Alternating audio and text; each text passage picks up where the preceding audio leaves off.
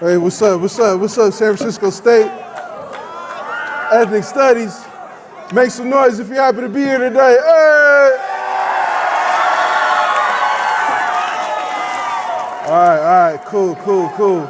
Yo, I really appreciate being invited to speak here at the Ethnic Studies Youth Summit. I'm gonna share a keynote speech here, and I hope you guys appreciate hearing some of my story. I'm gonna be very personal and very honest about some of my experiences as they relate to ethnic studies. Sound good? Sound good? Yeah.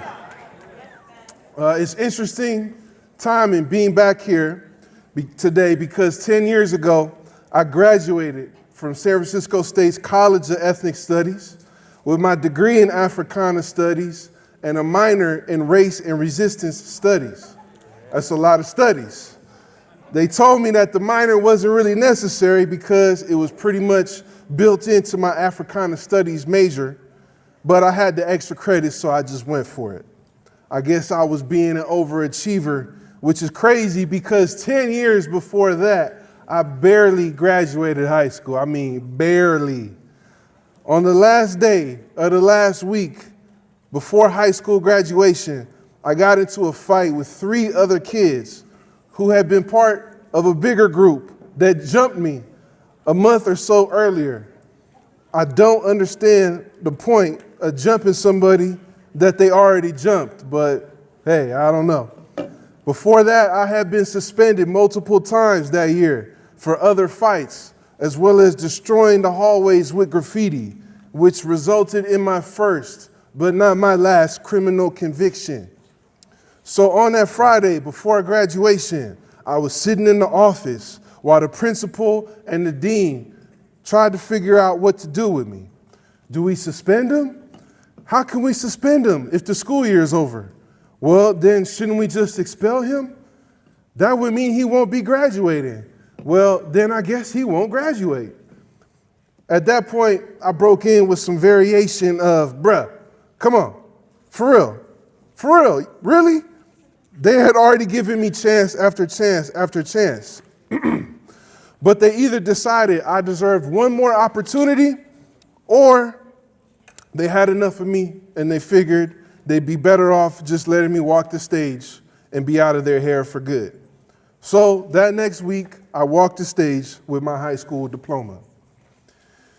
Even though I had my share of challenges, I always felt like my story was mild compared to so many other people around me. Out of my close friends group, I'm the only one who received a college degree. I know so many people who didn't get that chance to graduate from high school.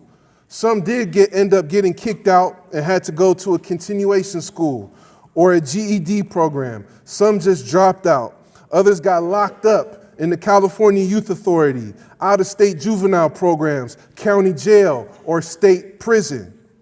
Some had died from drugs or violence. These numbers would only increase as we grew older. With few exceptions, these youth were overwhelmingly Black, Latino, Pacific Islander, or Southeast Asian. I know that's a sad statistic, but I feel like I need to be honest with y'all about the reality of what I saw and experienced. And we'll revisit this shortly. Anyways, I graduated high school, but I didn't have grades to get into any 4-year university. So like many other San Francisco public school graduates, I wound up at City College with no idea what I actually wanted to do.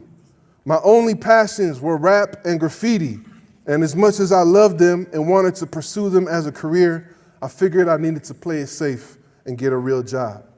And isn't that why you go to college? So you can get a good job? I mean, there's no other point, right?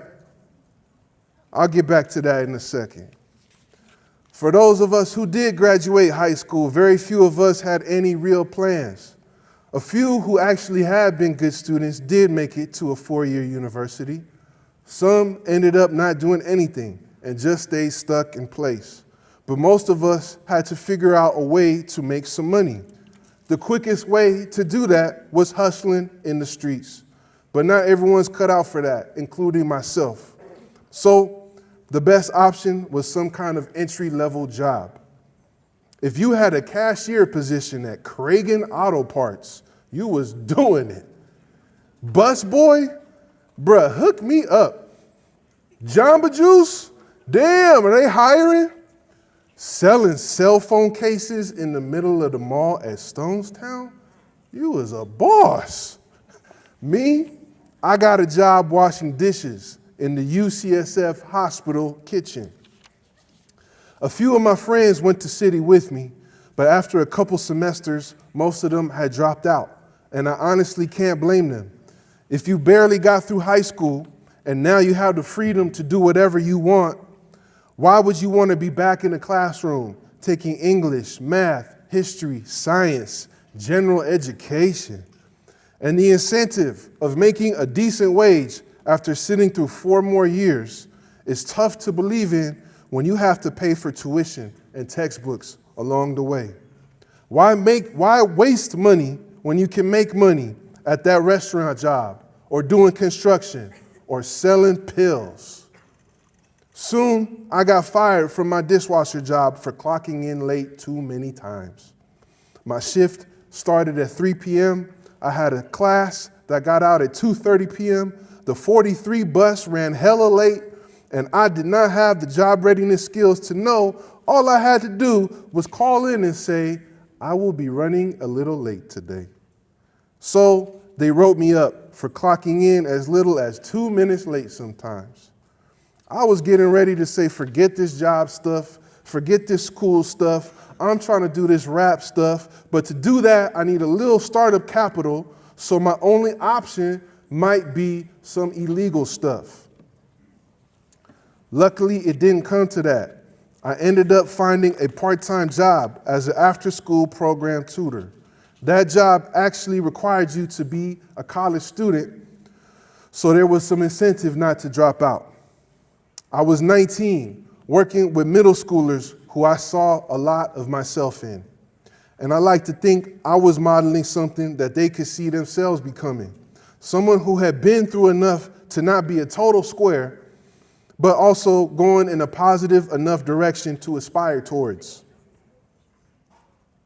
Like the kids I grew up with, the majority of these students were Black, Latino, Pacific Islander, Southeast Asian, and going through some of the same issues as myself and my peers. But they were also full of potential, which I had a hard time seeing in myself at their age. So I found that I could build on my own potential by nurturing other people's.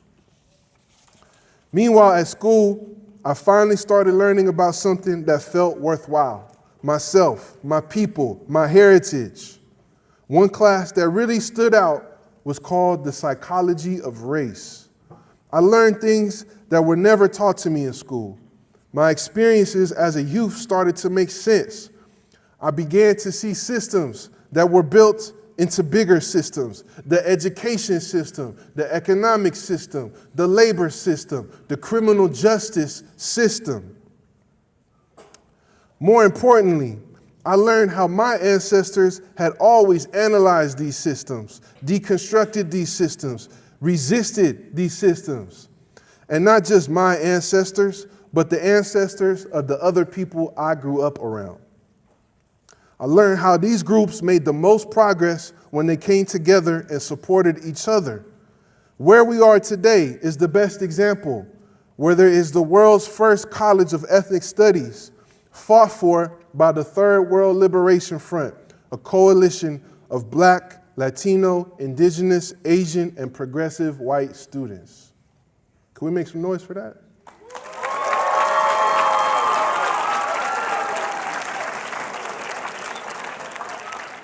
That's what's up. Suddenly, college was about more than just getting a job. For the first time in my life, education had a real value, a practical application, other than getting a good grade in a class I didn't really care about. I was motivated to succeed as a college student. I was still doing graffiti and actually getting a little money from my art, I was still rapping and actually getting money from my music, and I was still working with kids and actually making enough money to get by. But none of those things were about the money for me. They were about the love. It was about telling those stories I grew up with. It was about honoring the people who came before me through my work, whether that work was artistic or academic, and carrying the people I had lost. I still carry them around with me, some who transitioned into the spirit world, and some who are like living ghosts, lost in the worlds of addiction, incarceration, homelessness, and mental illness. These things are so real to me because all of these opportunities, all of these second chances I've been given have shown me that I'm just one mistake away from falling victim to these same circumstances. This work, this struggle is self-work. But if that work can impact just one person along the way, even in the slightest, that's like the smallest swing of a hammer that eventually knocks down the entire structure of the system. Like I said, it took 10 years from my high school graduation to my graduation at SF State. In between, I made a lot of music and toured the country. I started working with homeless youth in the Tenderloin. And before sfsu, I actually transferred to UC Riverside's Ethnic Studies program. That's a whole nother story. But the short version is I dropped out after a year, moved back to the Bay, and spent about 4 years doing pretty much the same stuff I had been doing before. Until I decided it was time for a change and I applied to SF State. I could complete my degree in just one more year. The only catch is I had to take 30 units each semester. Well, not only did I complete that workload, but I got straight A's for the first time in my life. Oh, thank you. Thank you. Appreciate that. Appreciate it. I want to give a shout out to Dr. Sean Jinwright, who was my favorite professor in Africana Studies. He gave me the push to apply to graduate school, and the only program that interested me was law. How dope would that be? A kid with a criminal record who barely made it through high school to end up at law school. I studied for the LSAT exam, got accepted to UC Davis on a $145,000 scholarship. I created a restorative justice program at the law school. I painted a graffiti piece on campus dedicated to Martin Luther King and the Black Law Students Association. I graduated at the top 25% of my class. I was the class speaker at graduation. I passed the bar exam on my first attempt, and I got hired by one of the world's biggest law firms. Appreciate it. Thank you. I guess I came a long way from getting fired from that dishwasher job. At first, I was thinking, I guess I finally grew up and got to go into the real world now. No more hip hop stuff. But just as I was getting ready to put that to the side for good, my music started doing better than ever. I started getting booked for more shows, working with bigger artists, and making more money. I created a content series for TikTok called History of the Bay, and it went viral overnight. I turned that into a podcast, which was an immediate success and generated millions of views. At the same time, it turns out I didn't really like being a lawyer, but I still loved hip hop. So the choice was obvious, and here I am today, a full-time creative working for myself. As an artist and podcaster, my work legitimizes hip hop as an authentic art form and cultural movement. I'm never gonna stop making music, painting graffiti, and documenting the culture. Another crazy full circle moment. A week ago, I released an episode of my podcast with the actor Danny Glover, who talked about being one of the students who participated in the strike to create the College of Ethnic Studies here at San Francisco State. So ethnic studies still informs the work that I do in the community. It's more than a bachelor's degree, a line on a resume, or a job title. It's part of who I am. See, in today's education system, we don't get taught to be ourselves. We get taught to conform, to assimilate. And our ancestors have always resisted conformity and assimilation. So that creates a tension that leads us to underperform in schools, develop mental issues that never get healed, self-medicate with drugs, or lash out with antisocial, criminal, or violent behavior. I know because I lived through both sides of the spectrum, and I still see my people struggling with these issues, from my elders to my youth. I overcame these issues in part because I learned about them through ethnic studies. I learned about myself, and in the process, I learned how to be myself. Those of us here in this room have a responsibility to be ourselves and to lead other people through this process so they can experience their own self-liberation. Because how can these systems of oppression continue to operate if we refuse to conform to them? Thank you, everybody. Appreciate y'all. Much love, much love. Thank you.